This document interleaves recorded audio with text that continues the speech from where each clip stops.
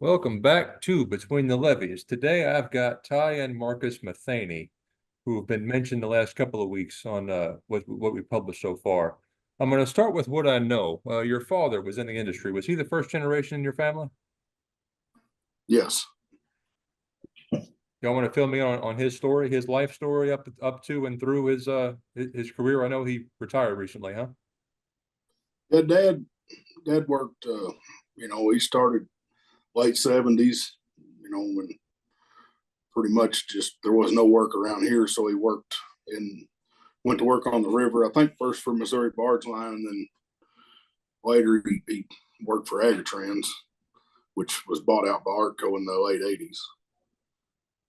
And he worked out there. He just retired in probably what 20 or something like that. 2020, 2021. Yeah, 2020, May of 2020. Well, what was his story? Was he the first generation in the business? How did he find himself in the industry? Well, I really think that, he just knew people that worked out there. The Agritrans guys mostly was from around here. There was a ton of people from around where we live, Northeast Arkansas. I've know people that helped design boats that were Rose Barge Line boats. He was the first generation. My grandpa or none of the rest of our family worked on the river before my dad. He got it all started. Was it always a plan for the two of you to go into it? It was for me, at a young, at probably ninth or 10th grade, I knew I wasn't going to college. So, I think there's one of my teachers still tells a story that I told him, I don't need your school. I'm going to work on the boat.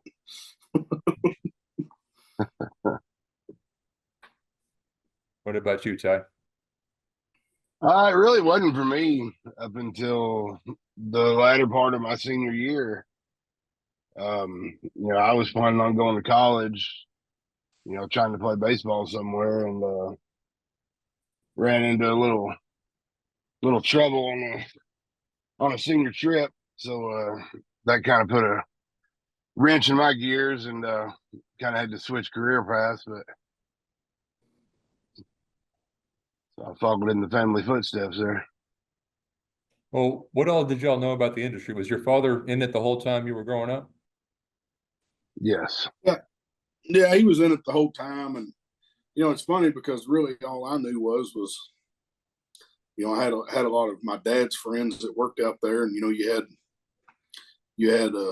made good money out there, and you got 6 months a year off, and you could have a high school diploma and be a pilot, and at the time a pilot made around 60,000, and I thought, man, that's tremendous money. If I could make 60,000, I'd be rich. But it's changed a lot since then. But I don't think there's anybody out there. Deckhands are probably right at 60,000. But the money's come up a lot out there. How close are y'all in age? I'll be 41 this year, and Ty's what? What are you, Ty? 36. So 36. 35 or 6. Well, before we get into more of your personal stories, Mike Forbes and Brandon Phillips both made mention of you in their upcoming episodes. Tell me about Ty. I know you have a relationship with Captain Forbes there. Tell me about being a steersman for that gentleman. Man, I had a blast with Mike. At first, I don't think Mike really liked me, to be honest. He had heard some bad rumors, and that's why they kind of put me with him, is to dispel the rumors. And I got on at Memphis northbound, and he told me that he hope I had a sharpened pencil, because I wasn't going to do anything but fill out my charts. I wasn't going to touch the sticks. And then after a couple of days of him seeing, how I really was and everything, and he started kind of slowly letting me steer. And man, before that 2 weeks was over with, we was good friends. Mike had a couple of things go on with his family, during those first couple of trips, and we kind of navigated that stuff together. He lost his mom and things like that, and I was kind of there for him with that stuff, and now I can call Mike any time of day or night, and I know he'll answer the phone. It's he was tough. He was very tough to no, he wasn't tough to ride with. He was just he was tough on you. He wanted to make sure you did it right. Wanted to make sure that if he was going to sign his name on something, that that he would be proud to do it. Well, he told the story on the episode that published a week before this one that he used to peg you in the back of the head with a ball pretty much nonstop. Have you worked that knot out yet? Yeah, we were sitting at the LDC dock in St. Louis, and he was on the boat, and a guy named Marshall Cups, another interesting character. We were on the Sarah Elizabeth, I believe it was at the time, and was pushing for AC Bell, working in the Marine. But we fished a red Lightning McQueen ball out of the river, and Mike brought it upstairs, and as soon as I left the dock, I used the wrong engine there leaving the dock, and he bounced that ball off my head, and then that just kind of became a regular thing. Whenever I messed up, he would bounce the ball off my head. So yeah, he named it McQueen. Of course you did. Well, fill me in on your career up to that point. How many years before you got in the wheelhouse? A little over 4. I started. I turned 18 May 29th, and I got on the boat July 5th, I believe it was, and when I left the first company I worked for, went right to steering in March of 2009. So, well, I guess just under 4 years actually. Decking, and then I went to the wheelhouse there at Inland Marine. Any interesting stories come to mind from your time on deck on up to the wheelhouse? Yeah, I mean we had a blast, man. We we spent a couple trips in the shipyard down there at FMT when we was overhauling a boat there when I was decking, and I got to help overhaul, and we got to fish at night, and it was right after Katrina there, so we had a couple of gambling boats tied off alongside of us, and we got to go kind of mess around in those. They were split in half. We got to go kind of check those out, and walk around those, and kind of spook each other with stuff like that. It was yeah, I mean, there's a lot of them. Some of them not safe for work, and some of them, uh, some of those guys are still employed out there. So I don't want to cause nobody no trouble. Roger that. Yeah, Captain Mike didn't seem to have too much issue with anything he was saying, but whatever the case, Marcus, how about your career? Well, I started similar to Ty. I graduated, and I don't know. I was working at a sawmill, and I know I quit the sawmill, but by the time I got on the boat, because it was really hard to get on with Arco back then, and I think it was August before I got on. And when I got on the boat in August, I made my first trip, and I've been out there ever since. And that would have been August of 2001, I think, or 2000. Anything you can share from a 20 some odd year career? Well, I mean, I decked for, probably 5 years, actually, maybe 6. I don't remember. It was kind of hard to get in the wheelhouse then too. I spent days on the boat for free, to learn to drive the boat. But, you know, as far as decking goes, I mean, we had a lot of fun. I worked with, you know, some great guys, and we're all still out there. You know, most of them are, you know, most of the guys that I decked with are either in the wheelhouse or engine room. And, you know, I got good friends that are captains that we decked together and good friends that are chiefs that we decked together. But I remember one time we was me and Jeff Cochran and Kevin Breeden was the mate on the boat, but I was on the co-op ambassador, and we were making a run between St. Paul and Clinton, and we turned there every time. And I remember the captain didn't want to take water. He didn't want to take the time to take water at Clinton.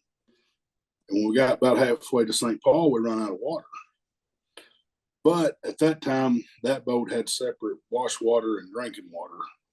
You know, you had wash water tanks, potable water. But anyway, so we was out of wash water. And so we drank, but we couldn't take a bath. And it'd been like 3 days, maybe 4, I don't know. I mean, hot in the summer. And we were like, man, I'm taking a shower tonight. You know, I've got to figure out a way to take a shower.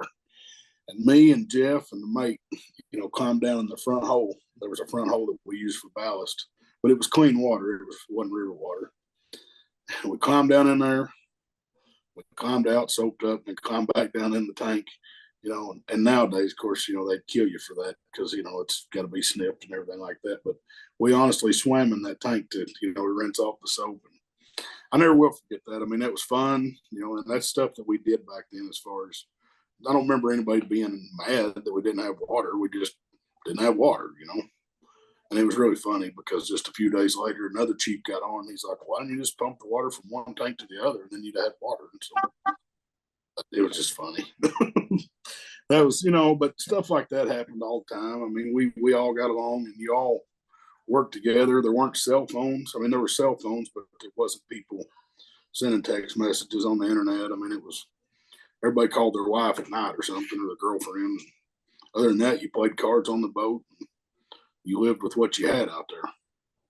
I saw you smirk a little bit there, Ty. Anything come to mind you want to share? No, that's. I was just saying, you know, he said something about, you know, being a different time. You know, I mean, just in our short career, you know, I mean, we heard that when we was decking, how different it was. But you know, and I always thought, yeah, whatever, you know. But I mean, it really has. It's, you know, everything has changed so much. You know, as far as rules and regulations and you know, stuff like that, and being able to do, you know, different things and not do things, you know. Well, how different is it today?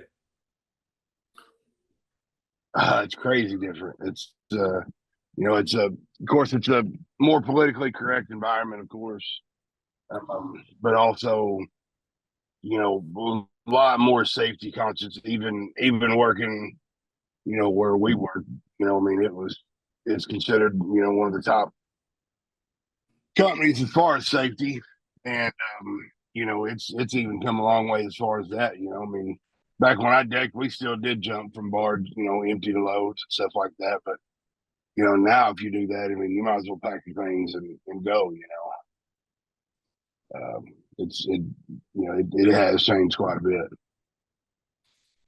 There's been a lot of good has come out of the new generation, but I mean, there's been a lot of, you know, bad, you know, kind of overboard, you know, stuff. I mean, we've got a lightning strike policy now at the company that I think is a great thing.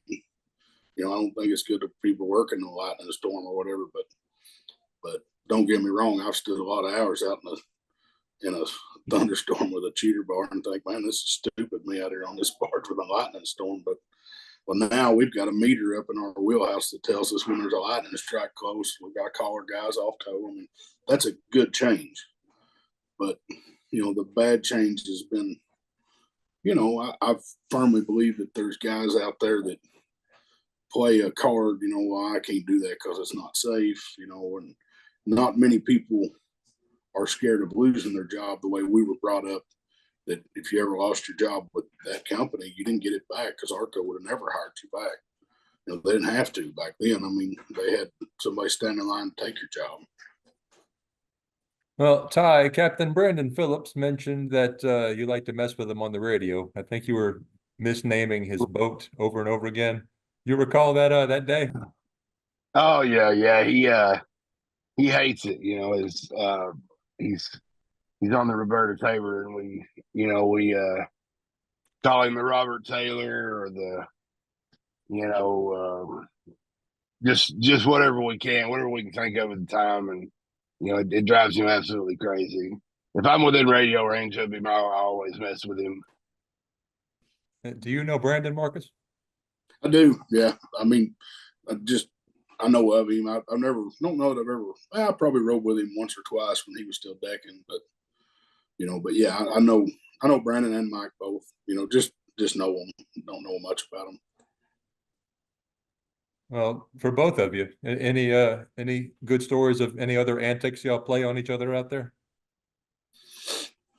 No, I mean, I remember a lot of fun we had, and like I said, just goofy games that we played on each other. And, I had a cook that I worked with for, since I was 18 years old until I was probably 25 or 6. She was a cook on the Co-op Ambassador for all my years out there. And the woman's still living today. And, me and my pilot ran into her in Paducah when we were docked there at Walmart. And we just heard her voice like 2 miles over and went over there and talked to her and ended up spending an hour talking to her in Walmart, and then took her out to eat at Texas Roadhouse. I mean, that's the kind of relationships we had on that particular boat then. I mean, we all worked together for that long, and just, I mean, some lifelong friends I've met out there. And yeah, we played jokes on each other, and I'm sure at some point we got mad at each other, we got tired of each other, but you got over it and you live together just like you do with your family. Well, Ty, Brandon did consider you just hilarious. So you keep smirking over there. You got some more to say? No, I mean, it's there's a bunch of different things, we do, the fleet comp thing, Marcus knows what I'm talking about. There is, we can, we can mess with each other's toe, and, on our toe diagram or whatever. And somebody did it to me last trip, and I'm still yet to figure out who done it to me.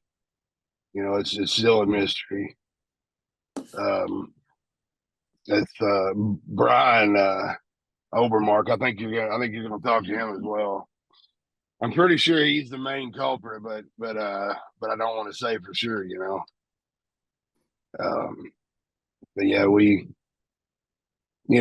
it's. I mean, you got to have fun out there. It's or you're gonna be miserable. That's what I always tell guys is, if you don't enjoy what you're doing out there, you're never gonna make it. I mean, obviously you don't enjoy being gone, but I thoroughly enjoy running a boat. I thoroughly enjoy being around the people and managing the boat and stuff.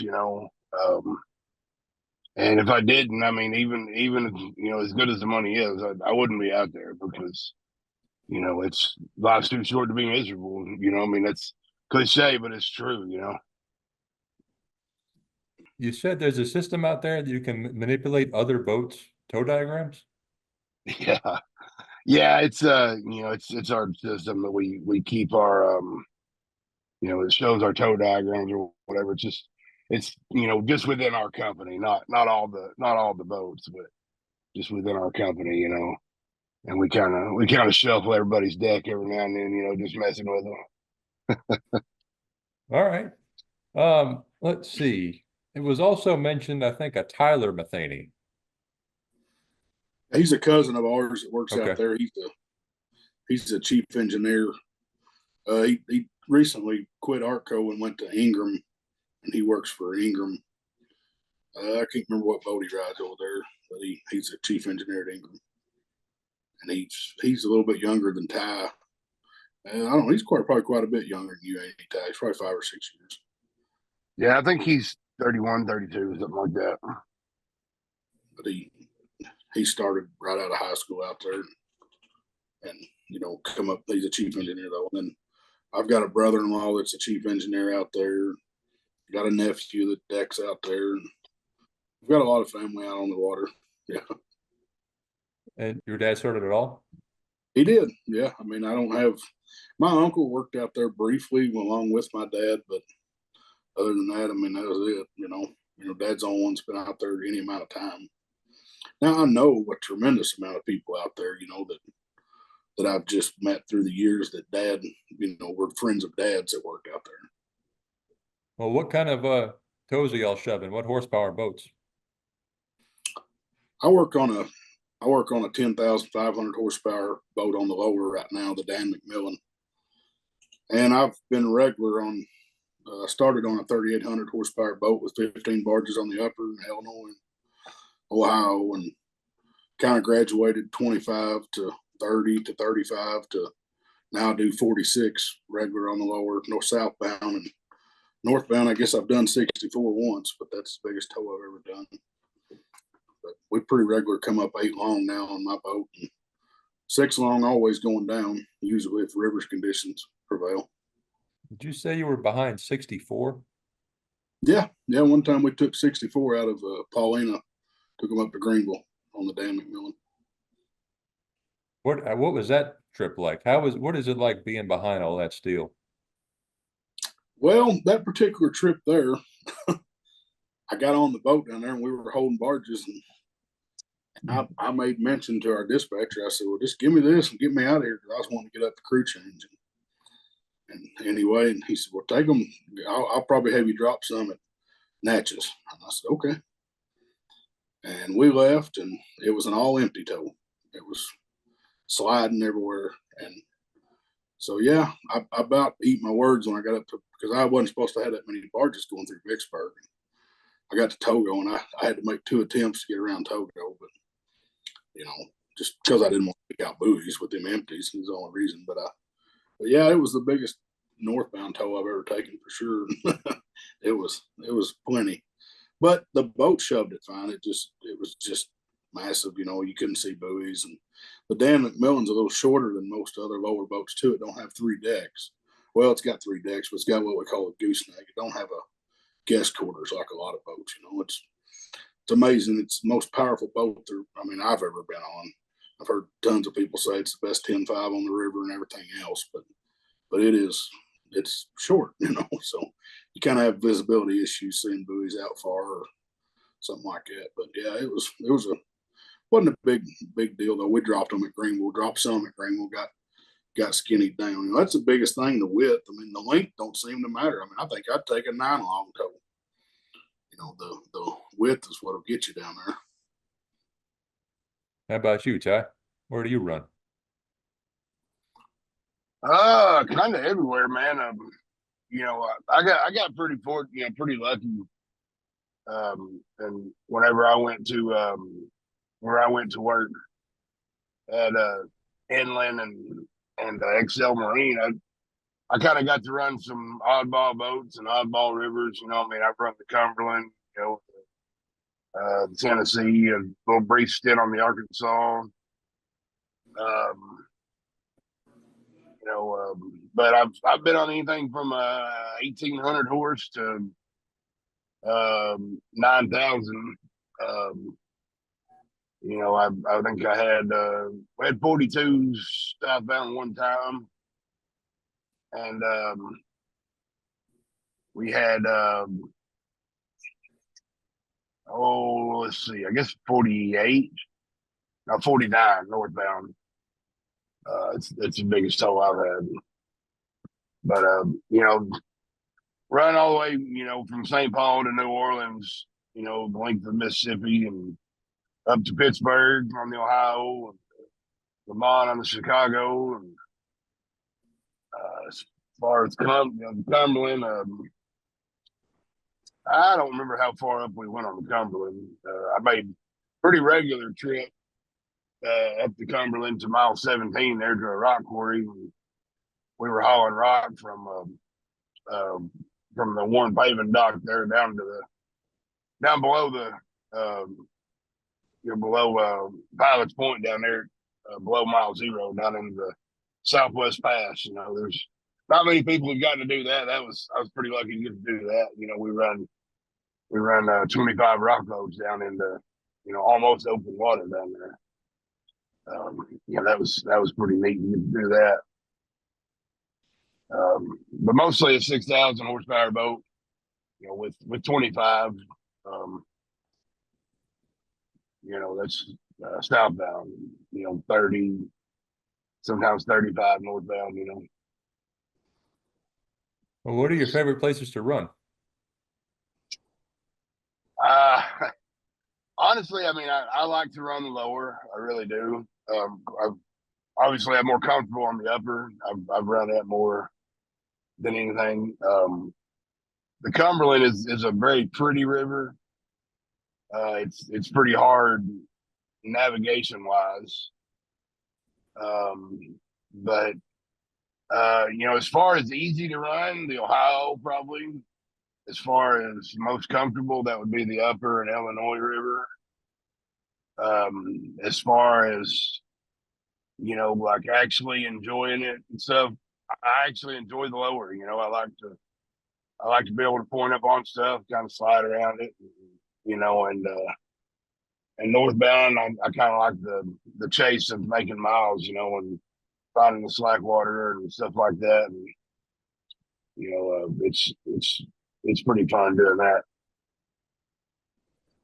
How about you, Marcus? I enjoy the lower Mississippi River's favorite part to run, and the boat I'm on now, I like the best of any boat I've ever been on. As far as I've got crew, I've got it's just great.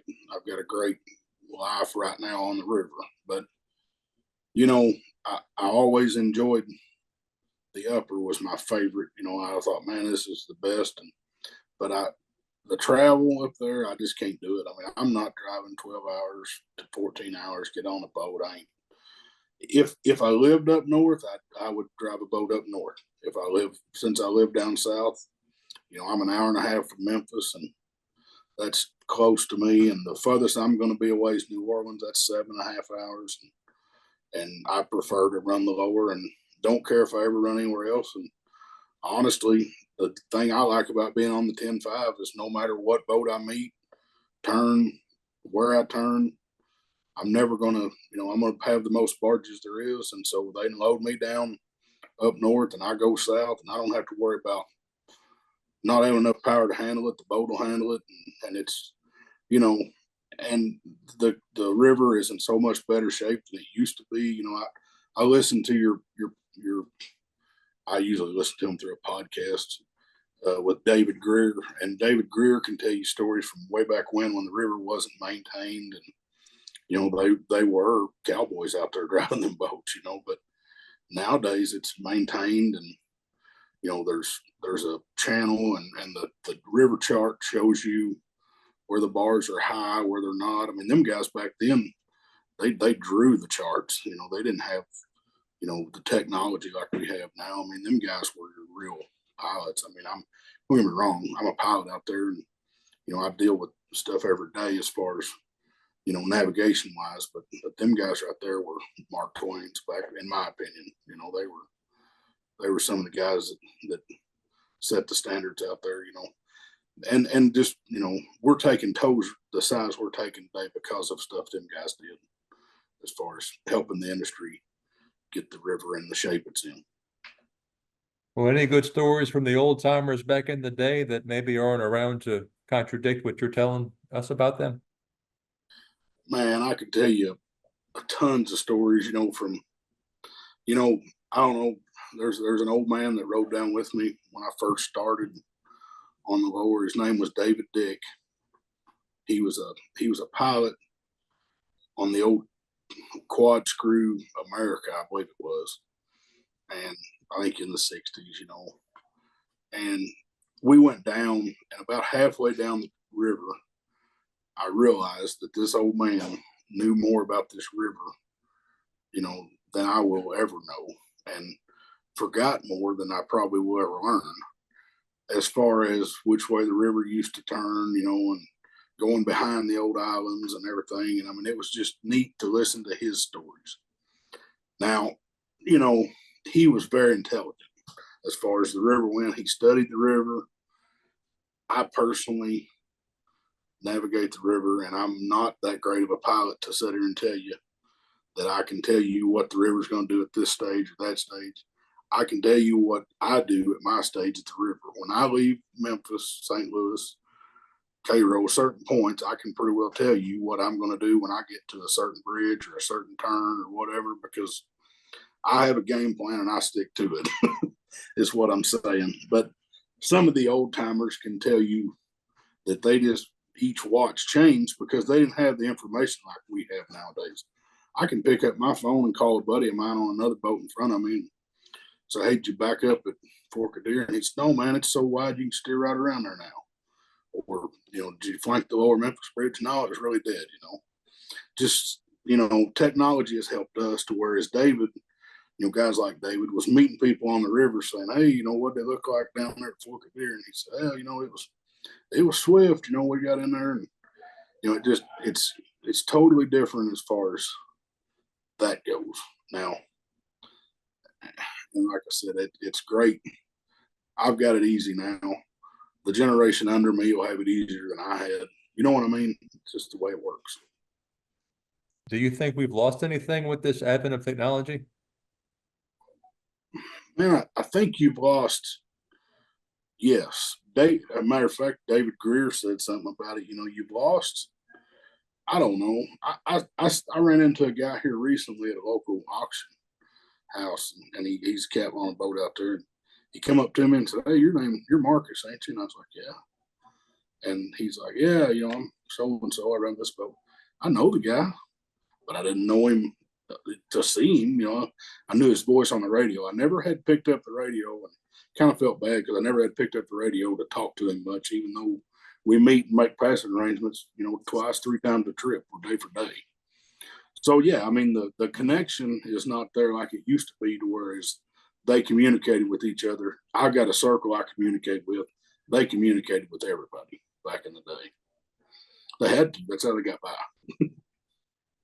How about you, Ty? I saw a few more smirks, man. Any good stories from the old timers? Well, you talked about David Greer. David actually, he rode down with me on that Tom Frazier, and on that rock run. I rode with him a couple of different times. His partner, they rode together for, I think, 25, 30 years.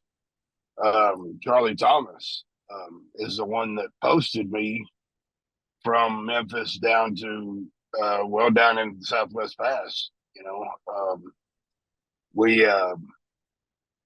Charlie, I've got, Charlie was 80 some odd years old when I rode with him. And he was the most technologically advanced elder person I've ever seen. He had a tablet that he kept his light list on. And as we went by a place, and he would sit there and update, something about it and tell me, back in, 70 something that they did this and 80 something they did this. And, he had all that knowledge in his head. It wasn't in his rose point, where he could look at it, stuff like that. He had it all in his head, and of course he had it backed up on the tablet, but he knew all this stuff. And that's another way that I was very fortunate is, you hear all these names, like Mike Forbes might have mentioned. Of course, I hadn't heard Mike's yet, but Junkyard, Don Jennings, that he worked at Inland Marine for years. Cap on the Dale Butcher. That man knew every single thing there was to know about the Illinois River. He could tell you any single thing you wanted to know about the last 30 years of that Illinois River. And he, could run a boat excellent. And it was his theory with everything was pretty much drive at this until you're 1,000 foot above it and then jack it up on that and drive the shit out of it. And, it worked for him for years. Charlie was a little more cautious. He did a lot of backing up. David was the same way. We did a lot of flanking and stuff when I rode out with David, and man, to watch those guys, of course, Charlie didn't have a license because of health reasons. So he was just kind of there as, kind of my safety pillow, I guess. But man, I let him run the boat, and just to watch him run the boat, it was something else, man. I've got a couple of pictures of him running the boat, and it's just, you can just tell he looks right at home. He looks right, that's where he's supposed to be. Um, it's it's really neat to watch those older guys run a boat. Like Mike. Seen Mike one time. He might have talked about it. We was at the Ingram Fleet there in St. Louis. They had this fleet they called the Fleet from Hell. It's immediately below the office. There's a point comes out right above it, and it is one of the hardest fleets I've ever had to downstream on. And we was on that B. John Yeager. Mike went up, spun that thing around, lost an engine halfway through spinning it around, and still put that thing dead center of that tow with one engine, And, St. Louis at like, between 25 and 30 foot, um, Mike's an excellent pilot as well. Of course, he's been running the boat since he was a teenager. So, you ought to be, but, that's Mike's wife, said that, me and his stepson there, Kenny, had kind of taken the place of where he was at, when he started. And, Mike's become the legends and stuff now. That's the truth, man. I mean, it's like I say, I was very fortunate as far as getting to meet and ride and see those older guys, run a boat and stuff.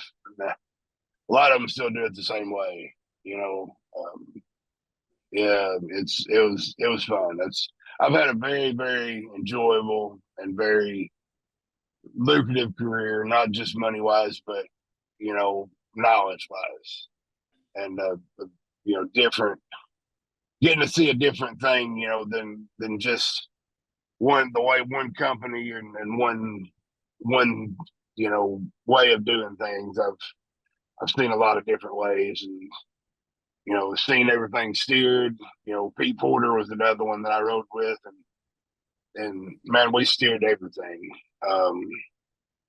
He's more of an upper guy, but yeah, we, locks wide open, and man, we was steering down in them on that old Clyde Butcher, that old 5,000 horsepower Alco boat, steering right down in stuff, and it's yeah, like I say, just got pretty lucky as far as being able to see the old guys work. Do y'all have kids, and do you expect them to follow you into the industry?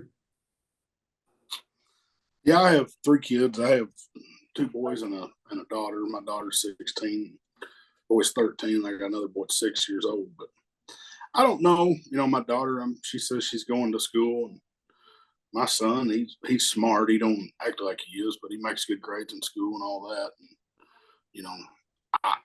he can do it whatever he wants to do, but I wouldn't be disappointed if either one of them did it, went into the industry. I think the Marine Academy is where the industry's going. And if he was going to go into the career my son was, I would try to make him go to one of the Marine Academies.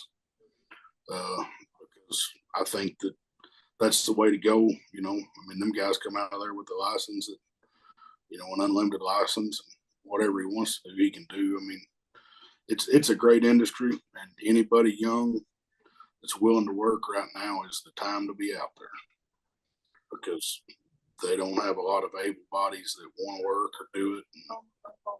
I don't know where that's going to lead, later years. They paid for never making pilots back in the middle 80s, late 80s. And they'll pay for, I think the pay's lacking for deck crew right now, I think that's where the reason they can't keep nobody is the bank jobs have caught up to the river jobs, Not so much me. I can't make what I make out there around here on a bank, but I'm talking the decking jobs. People aren't wanting to start out there, for what they can stay at home every night and make. How about you, Ty? Any kids? Yes, I've got 3 as well.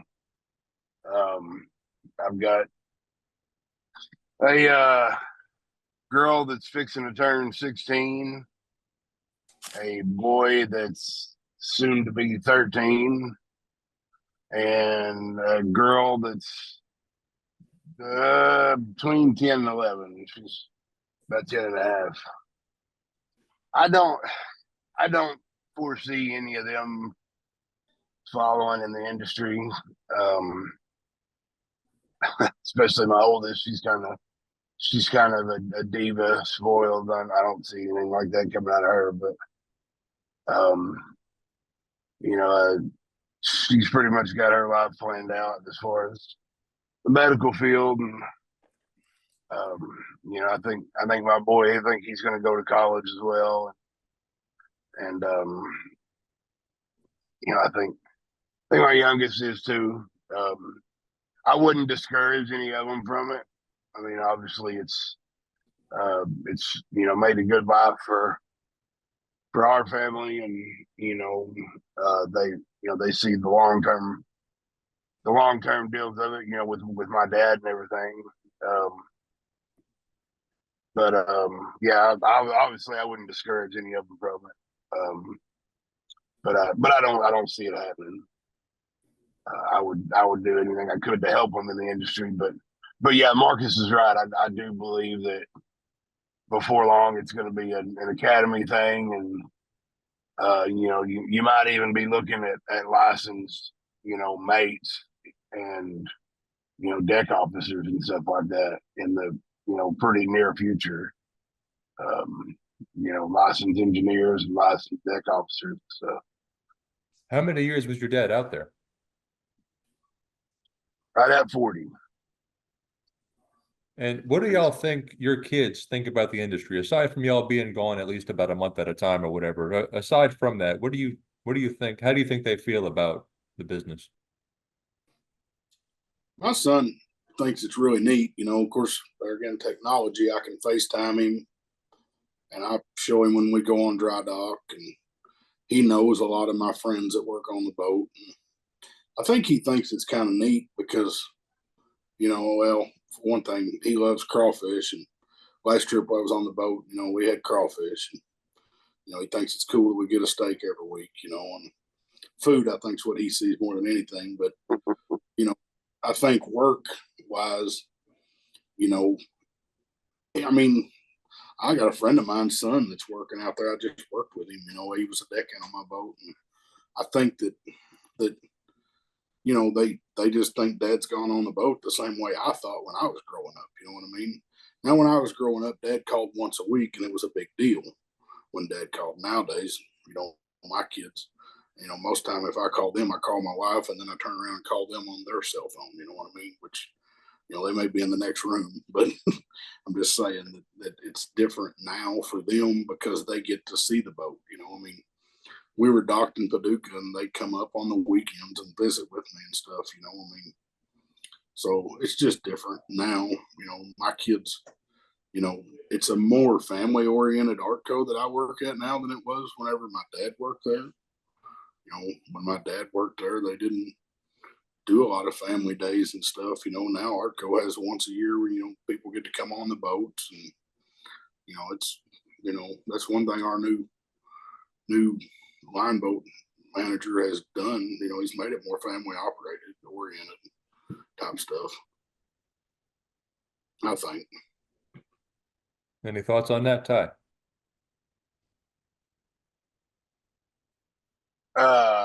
No. I mean, he's right. It's a completely different, completely different aura there than it was back then. But yeah, that's my kids are the same way. They just know, well, Dad's gone to work. They my oldest is kind of, the last couple of times I've left, she's kind of been upset. But I think it's more because they're doing a lot more now, basketball, um, you know, baseball, showing cows, stuff like that. And when I do get to be home for that stuff, I'm heavily involved in it, and then when I'm gone, of course, I miss all of it. And it's the way I always explained it was, like my dad, whenever I played baseball, when he was home, he was there for the entire game. But he wasn't the dad that came in, the fifth, sixth, seventh inning and caught the last couple innings of it or whatever. He was, I got to ride to the game with my dad. That's the way I always explained it to my kids, and I've done a couple of career days at schools. That's the way I explained to them was, yeah, you miss things, but the things that you are there for, you're not missing portions of. You get to be there for the whole thing. You're not catching from 5:30 on. I just I'm a big believer in the quality over quantity type thing. Well, we're right at that 45-minute mark. You got some more time? Yeah. It's All right. Well, where did y'all first come across this podcast? And I guess what episodes have been most interesting for you? Come across them. I don't know. I think when I seen you interview David Greer, when I first seen it, there's a book out called Between the Levees that I had, and I thought it's the same thing, but it's not. But anyway, and that's where I came across it, and then I just started reading, going back into them and went through all the ones. But probably my favorite, has probably been David Greer, but I've listened to dang near every one of them. If they was involved in the river industry, most especially, what I mean, boat pilots and stuff like that. I tried to listen to every one of them because a lot of them I knew, that Captain off the John Donnelly, Mike, I meet him all the time, but I didn't really know him, like I said, we're on the same run, and we meet each other 2 or 3 times a trip, and just stuff like that. And I think it's great. I don't know that I qualify to be on the podcast because I'm not an old time legend. My story's pretty boring. I'm an Arco brat. I started decking at Arco, and I'm still there. And I come up through the system. And so I didn't have to make it hard. And go here and there to learn to drive a boat. I went through their steersman program and all that stuff. But the podcast is a neat thing. I listen to it going up the river, and I've got 6 hours to sit there and listen to them. And the longer the better for me, because whenever I get done with one, I got to find another one to listen to. Well, I was releasing, 2.5-hour episodes, and some folks were saying, hey, keep them to an hour. So like with Michael Forbes, I released 3 about hour-long episodes. So a few more clicks for you, but it's about 3 hours to keep you entertained halfway up on that watch. Like that Kulagi there, I listened to all his, and he done some more. I listened to them. I knew Kulagi, when he first, I don't remember, man, he was on a small boat when I first started hearing him, and I was on a smaller boat then too. And then, we talked a lot. He was one of them guys that was going to talk to you. You know what I mean? He was going to get you another channel, and, he was going to talk. And I had a friend that worked around him too, so, I knew how crazy he was, as far as he was just a funny guy, and he was going to let you know who he was. And so, yeah, a few of the guys I knew, I listened to Brandon's, and we had what was his name? Brandon Hanson done one there, with Arco, and I didn't really know Brandon that well. He works for our company, and I've talked to him on the phone, but I've actually only met him a time or two. So I thought it was kind of neat, to see him. And you meet all kinds of people in the industry that you never really think about. I think it's a great deal, neat thing. Like I said, I like the old timers, though. I like to listen to the old timers. Well, are there any still out there of that would be a good interview? I don't know if they're still on the river. Dennis Drury just retired, and then like John Hahn, I think I told you about John. You're supposed to do one with him. John could tell you some crazy stories, but I don't see many engineers on there.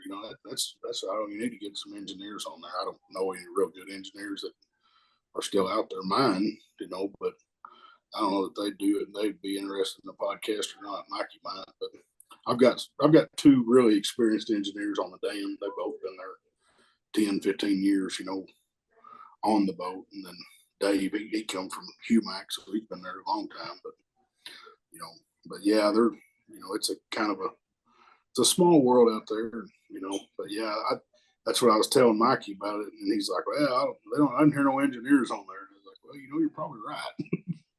I don't know if you ain't had an engineer on there, have you? A very small handful, maybe 2 or 3 Yeah. out of 125. So no, I could definitely use some more. Go ahead. They don't seem to me like they do much, as far as I don't know, they don't associate. They're always back in their dungeon.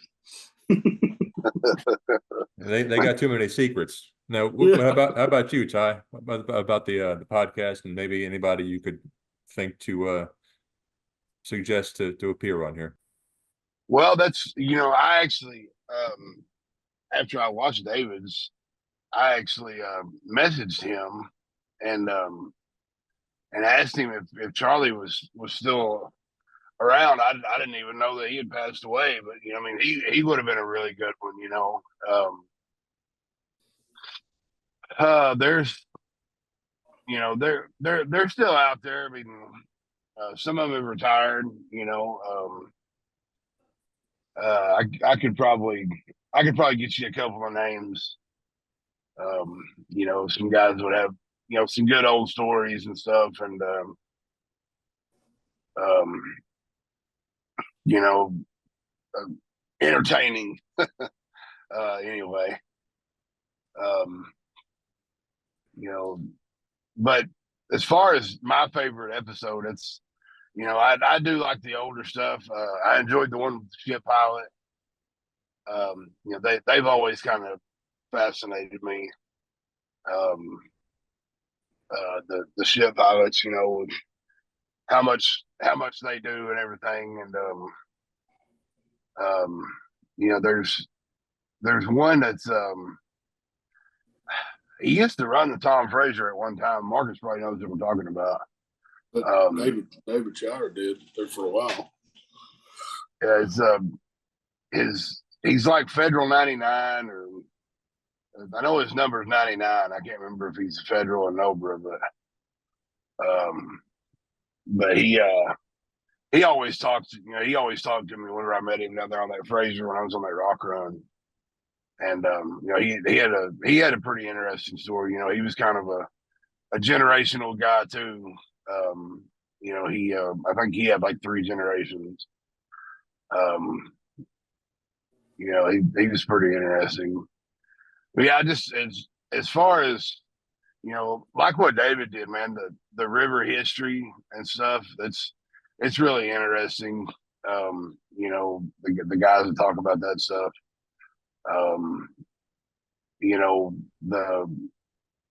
If there was somebody that like Drury, that had run the upper for years, that could tell you, how the upper has changed and stuff, that would be kind of neat. John, I think he'll be a good one too. Well, I think that'll just about do it, guys. Anything else to add before we hang this one up? No, I've enjoyed it. I worked, when I've worked around a lot of good guys out there, very few bad, and it's a great industry, and it's been good to me. And like I said, there's several guys that helped me along the way, but I've probably, in another 10, 15 years, we could do this again, and I could tell you some better stories and tell you, hey man, how my careers went. But right now it's still going, and I got guys like Rick Prater, John Hahn, my dad, a lot of guys out there to thank for it, and, there were several guys at Arco that helped me that's retired. Bruce Hustle helped me a bunch. He would be one if you could get to do an interview, man. Bruce was a port captain for years. He was a port captain through pilot's agree. I don't know if you know Bruce or not, but I could reach out to Bruce, but he's a great guy. His son is a captain on a boat out there. Bruce helped me a bunch, through the years. He's retired now from Arco. And, there's several guys that are losing, and you're losing history. What I'm saying is because, it don't seem like they retire and then they pass away within 10 years. John's probably the exception, man. He's been retired 15 years and he's still doing good. I think he pickles himself, though. He drinks a lot. I think that's the reason he's lasting. But no, I mean, and I worked with two pilots that were old. When I first went to the Dan McMillan, one of my pilot was Toby Clarkson, and as much of an ass as Toby was, as far as he just, he was a good pilot. I learned a lot from him, and I was the captain, and I learned stuff from the pilot because he'd been there for years. He could have easily been the captain. He just didn't want to be. He wanted to be a pilot, And my other pilot, James Thompson, both of them were veteran guys, and they were on the backwatch. Here I stepped in there, 29, 30-year-old kid, to be the captain with Dan McMillan. And, but anyway, both of them have passed on now. Toby died 1 year or 1 month, and Lake James died the next, But so a lot of them heavy tow guys are leaving, as far as on the lower. And it seems to me like, they're getting more younger. The generations are getting younger, and you're getting some younger guys on the bigger tows. But a lot of the old heavy tow guys, like David, he was a heavy tow pilot that went to a ship pilot, So, I just think it would be neat if the history you're capturing now visited again 10 years from now. It'll be, you're probably going to have some guys, different guys and stuff. And, who knows? We never know what tomorrow's going to bring. Keeping the pace, doing one a week for the next 10 years sounds pretty daunting for me, but we'll see what we can do about that. Ty, anything left to say here today? No, man. That's that's what I was going to kind of do.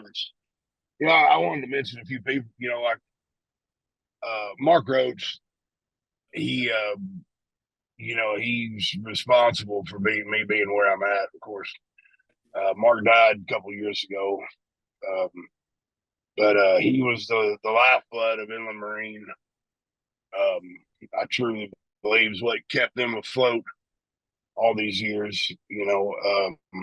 And I started out with him over there at inland marine as fort captain, and then a little brief stint at ACBL. I didn't work underneath him, but went to Excel after I left ACBL, and Mark was there, and